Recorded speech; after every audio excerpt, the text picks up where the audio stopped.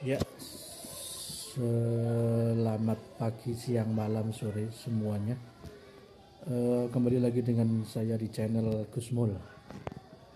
Berikut ini adalah rekaman ataupun suara pengajian dari Gus Kausar yang berada di pondok-pondok pesantren Indonesia. Ya, semoga kita semua bisa mendapatkan berkah pengajiannya maupun ilmunya. Dan semoga bermanfaat untuk kita semua. Amin amin ya rabbal alamin. Selamat mendengarkan. Dan jangan lupa untuk like, subscribe, dan komen ya teman-teman. Dan juga share ke teman-teman kalian, biar kita lebih semangat lagi untuk uploadnya. Oke, terima kasih banyak. Ya, dan untuk videonya itu nanti hanya berupa gambar sama suara. Berarti nggak ada videonya pas pengajiannya, itu cuman gambar, background, sama suaranya. Kamu berbuat baik sama seseorang maka kamu bisa memimpin. Wastahni amman syi'ta takun nadhira. Kamu jangan butuh seseorang maka kamu akan setara. Mbok kamu ketemu orang terkaya di dunia, yo ketemu orang terkaya di dunia, kamu jejer, kamu tidak butuh dia, tenang kan, bisa setara kan? Tapi kalau butuh harus sopan, ngajukan proposal, harus berakhlak karimah. Makanya sekarang Anda kok berakhlak kenapa? Ternyata mau nyalek. Biasanya Anda berakhlak kok berakhlak. Ada apa ini? Makanya guyonan di Rembang itu Beb Husen itu. Kalau ada orang udah tidak sopan sama temannya, temannya curiga, kok tumben sopan, mau utang ya?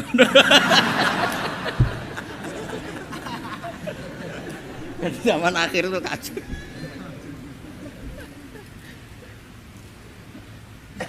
Ya di semua daerah gitu ya sama Pak Rektor ya. Kalau ada teman biasanya nggak sopan kok sopan, itu temannya curiga. Ini Pak Rektor UI ikut kaji. Kok tumben sopan, ada apa ya? Karena di mana-mana orang butuh itu pasti beretika. Assalamualaikum warahmatullahi wabarakatuh. Bertemu lagi dengan saya di channel Kafi Kreator. Alhamdulillah la haula wala quwata illa billah. Semoga teman-teman semua sahabat ngaji selalu dalam keadaan sehat walafiat. Amin amin. Kali ini saya mau menampilkan video ngajinya Gus Baha yang paling terbaru di Masjid Bait Al-Quran Pondok Cabe, Tangerang Selatan, Banten pada hari Sabtu tanggal 28 Oktober 2023. Nah, ini gak usah lama-lama ya, ini langsung saya persiapkan video ngajinya. Nah, penasaran apa saja yang akan disampaikan oleh Gus Baha? Yuk simak bareng-bareng. Bismillahirrahmanirrahim. Assalamualaikum warahmatullahi wabarakatuh. Waalaikumsalam warahmatullahi wabarakatuh. Rabbi shrah li sadri wa yassir li amri wahlul 'uqdatam min lisani yafqahu qawli. Allahumma shalli wa sallim barik ala sayyidina Maulana Muhammadin wa ala alihi wa sahbihi ajmain. Amma ba'du. Ingkang sangat kula hormati Habib Ali Asgaf, Habib Husain Asgaf, semua keluarga, wonten Mas Fikri, Mbak Nasila, semua ingkang kula hormati, Mas Nurdin sedanten ingkang kula hormati. Niki ngaos ilmu dulu apa ngaji ijazah dulu ini?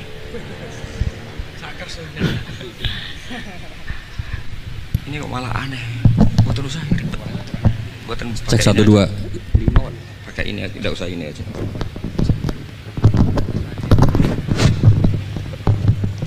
Gampang mana? Ini jelas. Nah.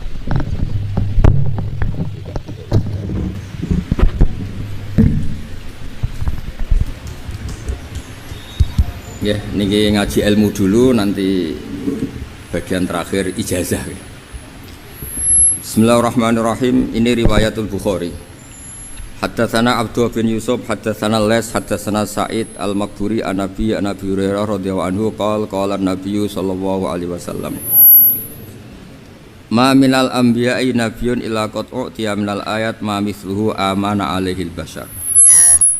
Wa innama kana alladhi utituhu wahyan awhahu wa ilayya fa arju an akuna aktsarahum tabi'an yaumal qiyamah.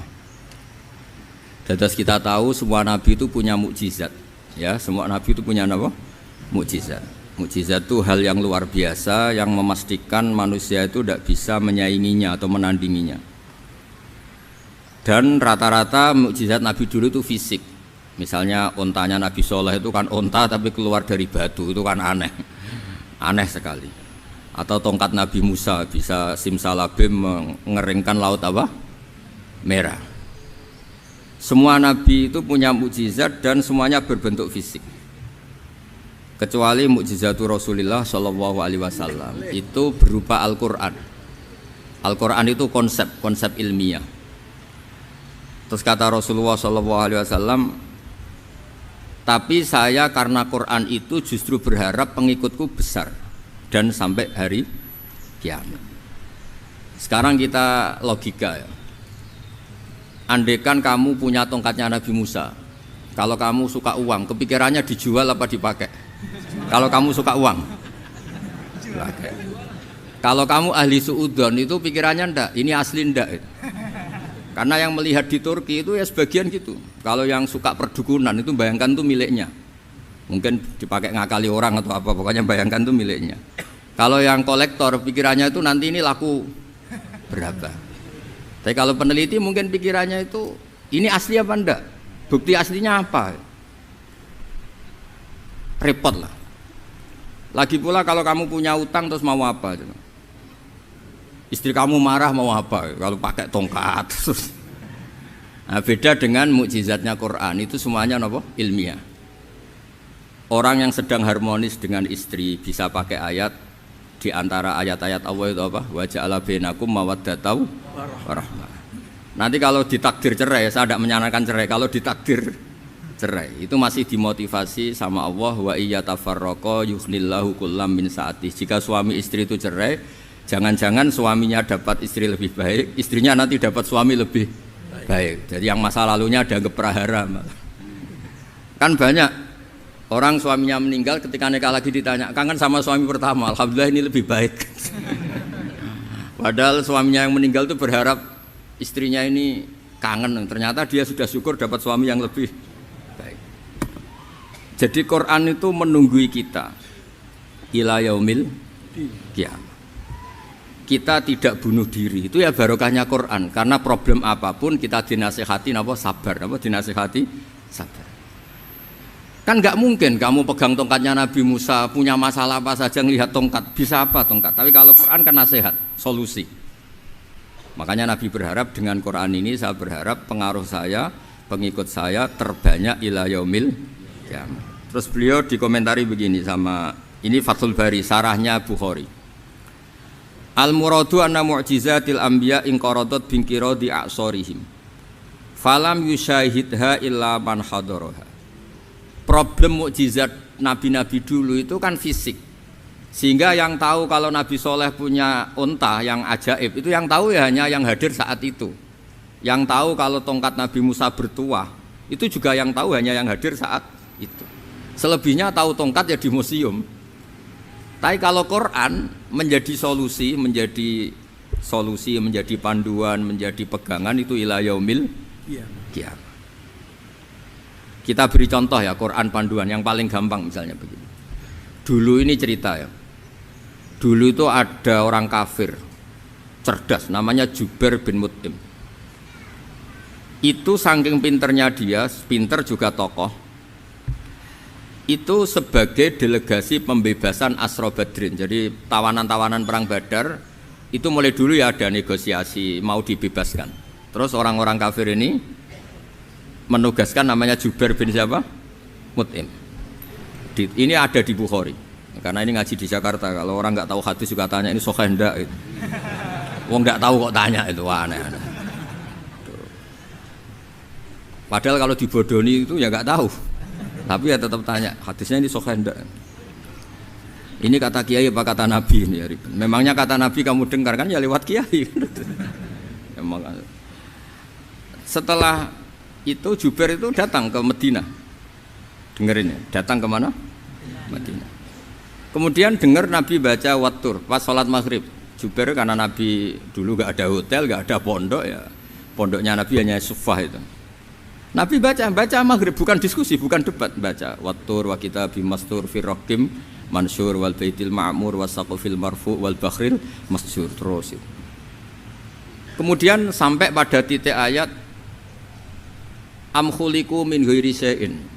Masa manusia atau alam raya yang maujudat, yang nyata, yang wujud nyata. Kemudian asal usulnya itu ketiadaan. Ini kan hadhil alam maujud. Alam ini kan nyata. Masa sesuatu yang nyata penciptanya itu tidak nyata. Jadi nggak mungkin ada faham nihilisme. Kalau faham nihilisme berarti melahirkan teori begini. Al adamu yakhluqu maujudan. Sesuatu yang tidak ada menciptakan yang itu kan akal nggak bisa nerima. Kalau sesuatu ini ada, penciptanya pasti ada. Terus akhirnya Jubair bin Mut'im itu simpuh di depan Rasulullah terus bilang, "Ya Muhammad, kada qalbi ayatir." Hampir saja hati saya terbang. Kalau riwayatnya Imam Ahmad, faka'an nama sudi qalbi, hati saya ini hancur. Semua teori yang saya bawa untuk ngelawan kamu sekarang luluh semua, hancur semua. Yang benar adalah teori Anda bahwa Tuhan itu satu dan Tuhan itu ada sebelum semua makhluk.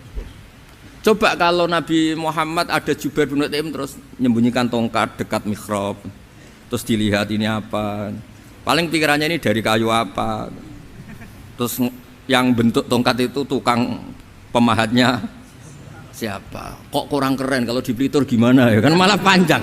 Kira-kira kalau mukjizat itu dari tongkat itu malah panjang lah pokoknya, panjang. Lagi pula kamu coba kan nggak ngarah mandi, itu yang mandi kan nabinya bukan tongkatnya. Coba tongkatnya Nabi Musa dicoba anak-anak beki itu, dipakai mukul kucing aja tidak mesti mati itu. Jadi nggak jelas mukjizat-mukjizat seperti itu nggak. Tapi kalau Quran menunggui, sampai saking hebatnya Quran, teori rasionalitas, soal kampanye di mana-mana, tingkat validitas, tingkat kebenaran Quran, itu bahkan bisa diuji tanpa membuktikan, tanpa apa? Membuktikan. Cukup pakai akal. Saya tidak bosan-bosan cerita ini karena ini khazanah kita. Di kitab Nailul Ma'mul itu, di kitab Usul Fiqih. Saya berkali-kali cerita ini karena ini untuk menunjukkan bahwa Quran itu liqaumi ya'qilun, liqaumi yatafakkarun. Ada seorang kiai, seorang ustadz, kiai dulu itu ya memang orang soleh, alim terus jadi kiai. Kalau kiai sekarang tuh macam-macam, nganggur terus ingin jadi kiai, terus daftar gitu. Ada lowongan di yayasan, masuk ingin jadi ustadz karena dengar ada gajinya. Dulu tuh ada seperti itu, udah ada. Makanya dulu tuh kalau ustadz kiai pasti soleh karena dia alim terus ingin orang lain tuh mendapat ilmunya. Kalau sekarang nggak ada yayasan sehat, guru gajinya sekian, yang nggak ingin jadi ustadz tuh daftar karena ada gaji. Apalagi ada kabar, ada gaji, ada mes, ada wah yang daftar banyak. Tapi mentalnya ada kiai sebetulnya. Ya kalau sampean tanya itu baik dah Gus, ya setengah baik. Ya maksudnya setengah baik ya ada baiknya lah, namanya profesi ngajar itu kan baik. Tapi setengah saja karena motifnya itu nyari gaji, bukan ingin mencerdaskan umatnya Rasulullah SAW. Itu Imam Amudi itu guru matematika. Saya nggak bosan-bosan cerita ini, guru matematika. Muridnya sampai takut, ini masuk surga ndak, kiai kok ndak ngajarin istighosa atau tahlil malah ngajarin apa? Matematika. Beliau meninggal terus muridnya tanya, "Ma fa'alallahu bik?" Kira-kira gitu. Apa yang dilakukan Allah? Allah nyambut Anda gimana gitu. Terus kata Imam Amudi, "Bagus, saya disuruh ngajar malaikat." Karena malaikat kan enggak pernah kayak anak beki gini ngaji gini. Malaikat itu enggak pernah ngaji, dia iman saja karena tahu surga, tahu neraka terus iman gitu aja.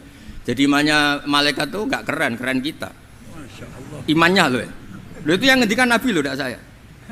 Nabi pernah tanya sama sahabat, iman yang paling keren siapa? Jawabannya sahabat, malaikat. Ya enggak, karuan malaikat iman. Dia yang tahu surga neraka, tahu segalanya, masa ada enggak iman? Ya pasti iman lah katanya. Terus ya para sahabat, engkau iman ya wajar kan, menangi saya, nemuin saya. Yang hebat itu orang-orang yang tidak melihat saya, tidak saya didik tapi tetap iman. Karena dididik akal, ya tadi dididik Quran, apa dididik Quran. Sama siapa? Teks bahasa Arabnya masang. Terus Imam Amudi kata Allah, suruh dia ngajarin para malaikat cara menemukan saya. Malaikat dikumpulin terus Imam Amudi disuruh ngajar. Sama singkat kata-katanya Allah di mimpi itu. Istadilla ala wahdaniyati bihadrati malaikati. Tolong ajarkan cara menemukan saya padahal Anda ini manusia yang tidak melihat saya. Anda di Jakarta kan hanya gedung-gedung. Paling jadi khayal terus nikmat lah, Anda ikut punya tapi ikut nikmati. Orang desa-desa kalau ke Jakarta itu pokrol. Wah di Jakarta itu gedungnya tinggi-tinggi, tidak kayak kampung sini. Lo udah ikut punya, ikut bangga. Di Jakarta orangnya cantik-cantik, tidak kayak orang sini. Padahal dia ya tidak dapat orang cantik gitu. Jadi Allah itu saking pinternya, miskin-miskin ya bisa berkhayal dan bahagia. Nah, itu alhamdulillah betul. Akhirnya itu apa ini anak-anak begini saya tak niati ngajar standar anak-anak akademik. Terus pertama yang diajarkan hanya bilang gini, sama siapa teknya? Ya malaikat wahe para malaikat. Terus beliau bilang, nisbatus naini wassalasah ila malanihayata lahu nisbatul far'i ilal asli. Angka itu jumlahnya berapapun 2, 3 sampai triliunan. Semuanya itu nisbatul far'i ilal asli. Binisbat ilal wahid nisbatul far'i ilal asli. Angka 2 ya cabangnya 1, 3 ya cabangnya 1, 1 triliun ya cabangnya 1. Tetap yang asal usul adalah angka 1. Itu nangis semua malaikat. Cara Jawa itu mandek man kowe iman kaya imanku. Makanya imannya umat Rasulullah sallallahu alaihi wasallam itu PD-nya yakinnya kayak imannya malaikat. Kalau Tuhan itu 1. Karena angka enggak bisa dimulai kecuali dengan angka 1. Makanya nisbatus naini wassalasah ila malani hayatalahu iku nisbatul far'i ilal asli. Semuanya itu nisbatnya cabang ke induk. Berarti semua alam raya ini tetap asal usulnya 1, yaitu qul huwallahu ahad. Nah, itu namanya akal. Umatnya Rasulullah itu ditinggali mukjizat akal lewat panduan Quran, sehingga meskipun kita tidak menangi Rasulullah, tidak menangi sahabat, kita tidak tahu malaikat Jibril, tapi cara iman kita ini tidak kalah keren. Yakin hakul yakin. Terus kedua, gambar. Kamu gambar rumah, gambar hewan, gambar apa saja, mesti dimulai 1 titik. Entah gambar kamu bagus, entah jelek, tetap dimulai 1 titik. Lah titik ini namanya nuqtatul wujud. Semua alam raya dimulai dari 1 titik, yaitu nuqtatil wujud. Makanya Quran dimulai bismillah, dan bismillah itu dipilih sama Allah pakai pertama ba itu ada titik. Itu kata semua ulama. Itu titik itu singkatan dari bi kana makana wa bi yakunu mayakun. Karena saya semuanya ada. Bi itu karena saya. Jadi makanya santri-santri beki tidak usah bayangkan kamu jadi wali terus bisa terbang ke Mekah, tidak usah. Kalau terbang ke Mekah ya sudah umroh aja bayar. Kalau enggak ya maklaran KBH atau apa. Pokoknya cari gratis itu. Ya gratis kan, dapat orang 10 gratis 1. Terus orang enggak umroh-umroh dirayu-rayu supaya umroh. Repot. Itu pelanggaran fikih itu. Kalau orang punya utang itu wajibnya nyaur utang dulu gitu. Wah repot. Saya itu juga sering bingung di kampung-kampung. Gus sama umroh. Kenapa? Dapat gratisan. Minta uang saja buat nyaur utang, enggak boleh Gus. Wah, secara fikih yang wajib itu nyaur utang bukan umroh. Enggak boleh Gus diminta uang, enggak boleh, harus umroh. Udah gitu saya ini bingung Gus mau umroh, enggak nikmati. Kenapa? Disuruh ngajar Gus. Repot semua kalau ibadah mergawe ya gini, bingung semua.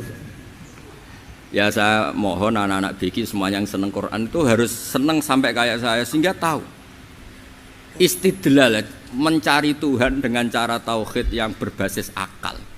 Itu sedzahir imannya malaikat. Jika di kelasmen iman itu manusia ulul ilmi, kita-kita yang nekuni ilmu itu nomor 1 prakteknya.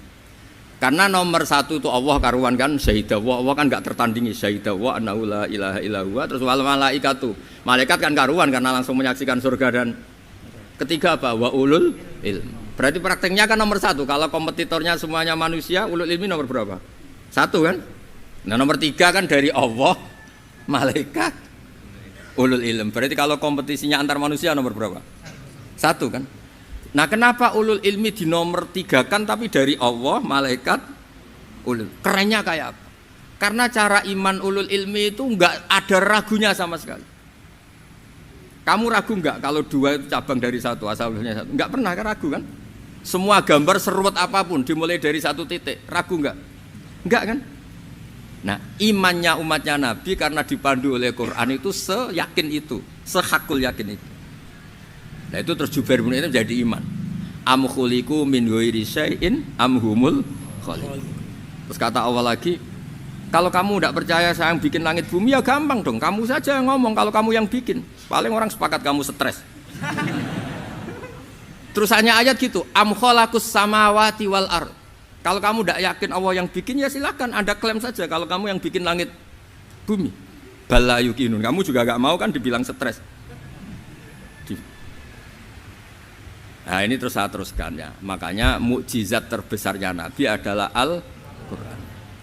Karena Al-Quran itu cerita tentang hukum-hukum akal, cerita tentang logika-logika peradaban. Misalnya logika peradaban, contoh paling gampang. Di Quran itu ada sekian ayat yang Allah cerita peradaban. Misalnya wa ahsinu innallaha yuhibbul muhsinin. Itu dikutip terus kemudian disimpulkan dalam peradaban. Kata Sayyidina Ali karramallahu wajhah ngendikannya gampang. Ahsin man syi'ta takun amirah. Kamu berbuat baik saja sama seseorang, maka otomatis kamu akan jadi pemimpinnya. Ada orang nggak tamat SD, nggak tamat papa, gobloknya minta ampun. Tapi karena gaji seorang pakar, oh kamu tak gaji 1 bulan 1 miliar, perusahaan saya jadikan besar. Itu dikongkan ngalor ngidul ya nurut. Hanya karena dia ihsan. Terus wastaghni amman syi'ta takun nadhira. Ya, saya ulang lagi. Wastaghni amman syi'ta takun nadhira. Dan kamu jangan butuh orang lain, siapapun dia, maka kamu akan setara. Misalnya ada menteri orang antri mau salim, tapi kamu tidak butuh kan tenang saja. Tapi kalau kamu butuh, habis kamu. Ya kan, kamu tidak butuh seseorang, maka kamu posisinya akan setara. Kamu harus sopan karena punya utang jasa. Kalau nggak punya apa-apa kan setara. Ya enggak. Misalnya kamu jajar rektor atau jajar menteri, jajar apa saja. Kalau kamu tidak punya utang kan, kamu jajar menteri tidak punya utang, sama jajar satpam tapi punya utang, takut mana?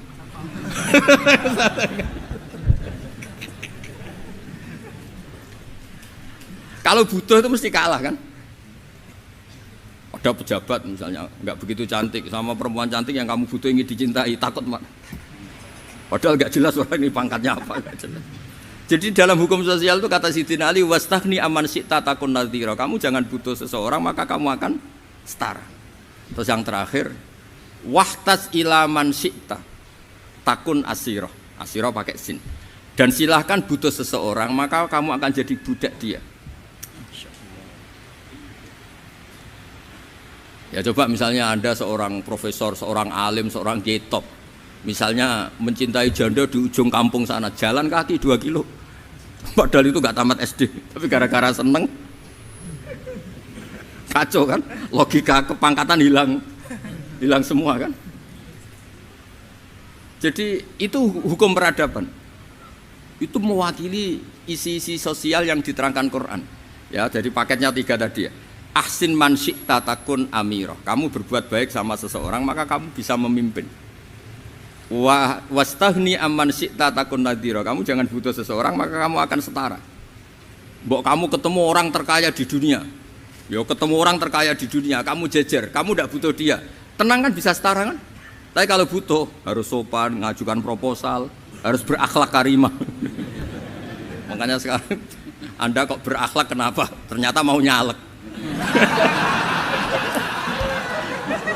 Biasanya ndak berakhlak kok berakhlak. Ada apa ini? Makanya guyonan di Rembang itu Beb Husen itu. Kalau ada orang mendadak sopan sama temannya curiga, kok tumben sopan, mau utang ya?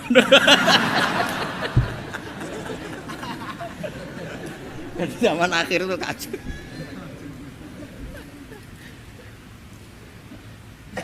Ya di semua daerah gitu ya sama Pak Rektor ya.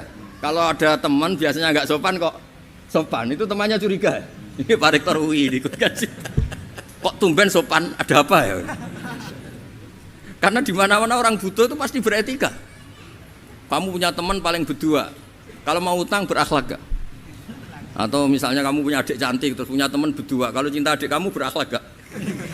Biasanya nggak sama sekali nggak berakhlak. Gara-gara butuh menjadi berakhlak. Ya jadi hukum sosial itu ya kuncinya 3 tadi. Ahsin man syi'ta takun amira. Wastaghni amman syi'ta takun nadhira.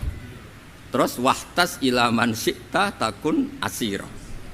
Kalau kamu butuh seseorang pasti kamu dibikin hina. Asir itu tawanan. Nah, Quran itu bicara sosial itu lengkap. Dan itu yang nunggui kita. Kita punya tetangga yang kurang baik, ya seneng. Punya tetangga baik, ya seneng. Kata Imam Syafi'i, saya berkali-kali cerita. Kok seneng semua Imam Syafi'i? Ya bagus lah. Kalau yang seneng saya enak lah. Dijak jagongan, dijak ngopi enak. Yang nggak seneng saya, gak ngarah utang. Uang itu nak, kamu punya tetangga gak seneng kamu. Aman kan?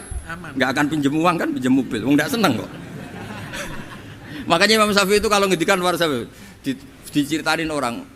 Ya Aba Abdillah bagiannya, ya Aba Abdillah orang itu gak seneng kau, bagus lah. Loh kenapa bagus? Waman asa'a ilaika faqad atlaqaka. Orang yang gak seneng kamu maka membebaskan kamu. Gak akan pinjam uang, pinjam mobil, gak akan ganggu waktu kamu, kan gak seneng. Justru yang seneng-senengi masalah pinjam terus. Imam Syafi'i itu orang yang anggap dunia itu selesai. Ada yang cerita, ya Aba Abdillah, orang yang tadi cium tangan engkau, yang hormat engkau, di luar maki-maki engkau, ngerasain engkau, ngata-ngatain engkau. Ya bagus lah. Kok bagus gimana? Berarti saya wibawa, depan saya tidak berani. Berarti saya wibawa, di depan saya tidak berani. Oleh itu makomnya sudah kulillah sumadarhum fi khawdihim yal'abun. Sudah dunia itu selesai, sudah agak penting semua. Nah itu kalau kamu anak-anak bagi ahli Quran sudah ayatnya kulillah sumadarhum fi khawdihim yal'abun. Sudah lihat Allah saja agak penting, makhluk-makhluk itu agak penting. Udah makhluk semua agak penting, sepenting Allah. Nah kita ini ditunggoni mukjizat seperti itu. Bayangkan misalnya kita ditunggoni tongkatnya Nabi Musa. Saya ngajar di sini terus ini tongkat. Terus nanti yang tanya, Gus itu kayu apa Gus? Nanti yang kolektor tanya itu harganya berapa Gus? Ruwet apa? Terus yang ahli suudon itu asli enggak Gus? Wah. Yang ahli suudon kan mesti tanyanya gitu, itu asli enggak Gus? Repot-repot pokoknya. Tapi kalau Quran kan jelas, kenapa? Jelas. Ya terus saya teruskan. Fala yamurru terus al murad anna mu'jizatil anbiya in qaradat bi qidari aqsam satu wa mu'jizatul Quran mustamirratun ila yaumil qiyamah wa kharquhu lil adat fi uslubihi wa balaghatihi wa ikhbarihi bil mawhibat. Terus kata ini yang ngarang Fathul Bari sarahnya Imam Bukhari. Fala yamurru asrun minal aqsar illa wa yadharu fihi shay'un mimma akhbaru bi annahu sayakun yadullu ala sihhati da'wahu. Wa hadza aqwal muhtamilat wa takmiluhu fil ladzi ba'da wa qilani ya anal al makna anal mukjizat al madiyah kanat khissiyatan tusyahadu bil absar kana qati sholeh wa asa Musa. Mukjizatnya nabi-nabi dulu itu hanya penyembuh, hanya pelengkap, hanya nuruti keinginan mata. Seperti dahsyatnya apa? Laut Merah di sebelah apa dipukul sama tongkatnya Nabi siapa? Itu semuanya itu hanya memanjakan mata. Urusan mata, terus wow itu. Tapi kalau mukjizatnya Nabi Muhammad itu berdasar akal. Maksudnya berdasar akal nih dengerin ya, dengerin betul. Ketika Laut Merah terus tersibak kan, wow itu keren kan. Terus kita bilang menyimpulkan, wah kita tidak akan mampu. Itu bodoh sekali kesimpulan kita tidak akan mampu. Meskipun bikin nyamuk Anda juga tidak mampu. Loh untuk memutuskan tidak mampu saja kok sampai pertunjukan seperti itu tuh laopo, cek goblok gitu. Nah kalau kita karena umat yang pinter untuk memaksa kita nggak mampu, Allah bilang innallaha la yastahi ayadriba mathalam ma ba'ud. Kita melihat nyamuk langsung berkesimpulan tidak mampu. Saya berkali-kali cerita nyamuk itu sudah kecil, masih punya urat, uratnya kayak apa? Masih punya kuman, kumannya seberapa? Ya enggak, nyamuk itu kecil, punya organ tubuh, organ tubuhnya punya urat. Itu kalau kamu pinter, antara tongkatnya Nabi Musa menyibak Laut Merah sama nyamuk itu sama-sama berkesimpulan melahirkan satu faham bahwa kita tidak mampu. Loh untuk memaksa tidak mampu saja kok nunjuk pertunjukan ada onta keluar dari batu, Naqatu Sholeh, ada tongkat yang bisa mengeringkan Laut Merah. Cek goblok ya. Lah kita alhamdulillah ada jenis goblok yang seperti ini. Untuk ikrar bahwa Allah itu hebat ala kulli syai'in cukup lihat nyamuk, kagum kan? Sudah tidak usah bikin hidup. Saya berkali-kali mencontohkan. Para pemahat tak suruh bikin patung gajah itu mampu. Tak suruh bikin patung nyamuk kalau bisa. Nyari materi dari apa coba? Gampang mana bikin patung gajah sampai patung nyamuk? Gajah, makanya Allah bikinnya contoh itu untuk ijaz itu pakai nyamuk bukan pakai gajah. Itu kalau ustadz-ustadz yang agak jorok malah contohnya nyamuk Gus. Itu kecil. Itu kayak apa? Di dalamnya dia hamil. Itu anaknya kecil lagi, telurnya kecil lagi, itu gimana itu cara bikin ini? Makanya di sini ini ada kitab Itqon, itu komentarnya itu lucu. Ini kitab Al-Itqon karangannya Imam Suyuti. Ini persis komentar saya tadi yang kata Imam Suyuti, pengarang kitab Itqon. Wa ya imma khissiyah wa imma akliyah. Jadi mukjizat itu ada yang fisik, bisa dilihat indra, panca indra, bisa dilihat akal. Wa aktsaru mu'jizati Bani Israil kanat khissiyah li baladatihim. Bilada itu goblok, wakil lati basoirihim. Dasar wong goblok. Mukjizat kok ngenteni sing wow. Maksudnya dasar wong untuk ngakui Allah hebat saja kok nunggu hal-hal yang seperti itu gitu. Paham gitu? Mergo likil latin apa aklihim. Wa aksaru mu'jizati hadil ummah akliyatun li farati dzakaihim wa kamali afwahihim. Dan mukjizatnya umat ini semuanya berdasar akal karena sudah cerdas. Jadi andekan kita melihat tongkatnya Nabi Musa menyibak Laut Merah dengan melihat nyamuk, kesimpulan kita sama. Sama-sama wow, sama-sama keren, sama-sama memastikan kita tidak mampu. Makanya terus Quran menerangkan kita wa ma min dabatin fil ardi wala ta'iri yatiru bi janahihi illa umamun amsalukum. Jadi keseharian kita lihat burung kok terbang. Itu sudah ayatun min ayatillah. Paham nggih? Dados niki kudu bangga ditunggoni napa Quran, nggih ditunggoni napa Quran. Wa mu'jizatul Quran tusyahadu bil basirah fayakunu mayatabi'u li ajlihi aksar. Terus li annal ladzi yusyahadu bi ainir ra'si yang qaridu bingkiradi musyahidi. Sesuatu yang tampilan dahsyatnya itu disaksikan mata, maka itu bisa habis. Era tongkat Nabi Musa seperti itu habis enggak? Bisa mengeringkan Laut Merah, habis kan? Tapi era mukjizatnya Quran ila yaumil qiyamah. Ya contoh sosial, saya kembali lagi ke sosial. Kamu punya teman awet atau punya istri awet, itu konsepnya ya wal kadhiminal ghaidh, agak gampang tersinggung. Coba kalau kamu setiap tersinggung putus, setiap tersinggung habis, kamu tidak punya teman, tidak punya istri. Sampai kita awet seperti ini, kalau kecewa ya wal kadhiminal ghaidh, ngempet. Termasuk saya ini biasanya ngaji khusus terus bajak gini ya kecewa. Tapi barokahnya diwarai Quran wal kadhiminal ghaidh, ngempet Gus, ngempet. Terus kecewa sama teman, kok kenapa tidak putus? Karena wal afina aninna, sudah kalau kecewa maafkan. Coba kalau kita kecewa presiden demo, kecewa menteri demo, kecewa orang tua minggat, ya kalau dicari, kalau tidak kan malu.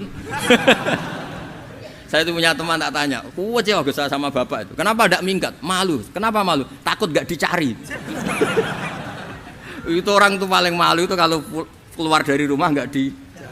Saya punya teman lagi, saya ini takut mati Gus. Kenapa? Takut istri saya tidak nangis Gus.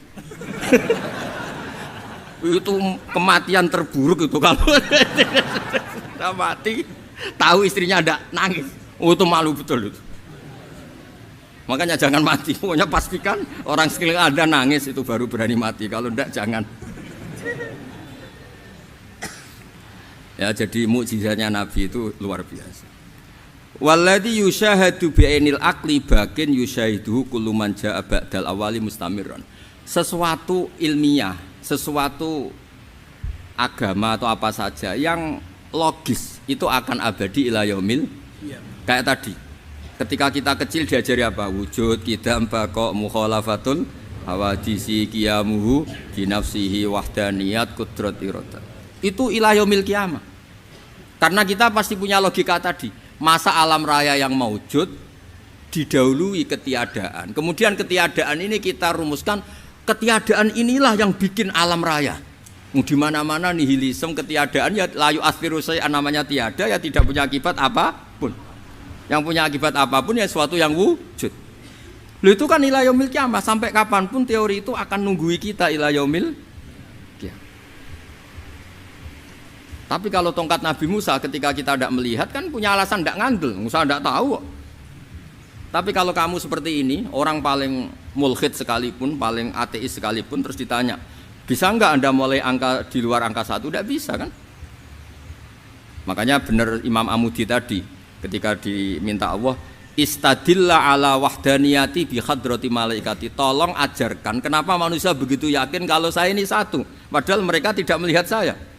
Terus beliau ngendikan, apa? Nisbatus naini wassalasa ilal wahid nisbatul far'i ilal asli. Angka 2, 3 sampai enggak terbatas, semuanya dibanding angka 1 itu nisbatul far'i ilal asli. Semuanya itu cabang dari angka 1. Itu mbok siapapun, enggak usah ditunggoni nabi, enggak usah ditunggoni wali. Logikanya akan seperti itu. Itu yang dimaksud apa? Walladzi yusyahadu bainil aqli bakin yusyahidu kul man ja'a badal awal mustamir. Ya ini masih ada waktu seperempat, ini ijazah. Kalau ijazah nggak boleh tanya, ijazah ini. Nah itu yang fotokopi lebih besar itu ijazah. Nah, alhamdulillah telah selesai kita nyimak videonya. Nah, kali ini masih ada lanjutannya ya. Ini part satunya. Ada sesi lanjutan. Dan tadi yang disampaikan Gus Bah jelaskan perbedaan Al-Quran dengan mukjizat Nabi sebelum Muhammad SAW. Nah, Gus Bah menyampaikan keunggulan antara mukjizat Al-Quran dengan deretan mukjizat para Nabi sebelum Nabi Muhammad SAW. Nah, mukjizat yang dimiliki Nabi lainnya jauh berbeda dengan Al-Quran. Mukjizat mereka sifatnya itu hissiyah atau yang hanya bisa dilihat. Al-Quran akliyah, rasional, ungkap Gus Bah ketika tadi ya. Ini ngajinya di Masjid Bait Al-Quran di Pondok Cabe, Tangerang Selatan, Banten pada Sabtu 28 Oktober 2023. Nah, dalam hal ini Gus Bah memisalkan dengan tongkat Nabi Musa yang bisa membelah laut, mukjizat seperti itu menurutnya justru akan menimbulkan banyak keraguan. Misalnya saya bawa ke sini tongkat Nabi Musa, pasti nanti ada yang tanya itu tongkatnya terbuat dari apa? Kok orang ahli Nah kalau kan tanya tongkatnya terbuat dari apa? Nah kalau orang ahli itu seudon bakal nanya itu tongkat asli apa enggak. Nah kalau gitu kan ujung-ujungnya repot, kata Gus Bah. Beda sama Al-Quran karena kamu pasti akan langsung iman.